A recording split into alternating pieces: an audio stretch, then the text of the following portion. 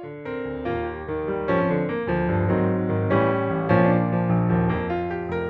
topic of my presentation was about the effect of oil price fluctuations, volatility on international trade. And the economic literature studies this issue for many decades. It's not just modern thing, but if you go to 60s, 70s, you will see the discussion, because the oil price volatility happened before.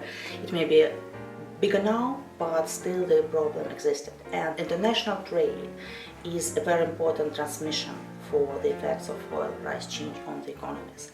And it's not just direct effects, not only direct effects, like oil exporting countries will experience increase in revenues when oil price goes up, or oil importing countries experience cut in other incomes, like the remaining incomes, or they experience higher cost of oil and pay more for oil.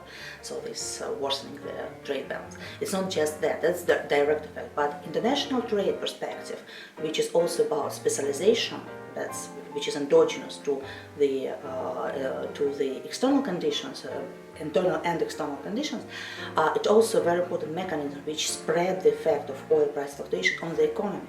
Comparative advantage, it is the pattern of goods that country produces and export. It depends on the oil price volatility as well, and it's not only in oil exporting countries, but it also in oil importing countries, and research shows it's quite clearly that these effects exist. So all countries are actually subject to these risks.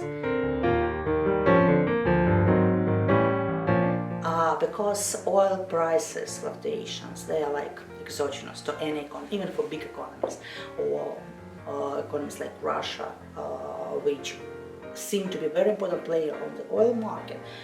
The change in oil prices are very important and unexpected. It's very exogenous, even for big economies.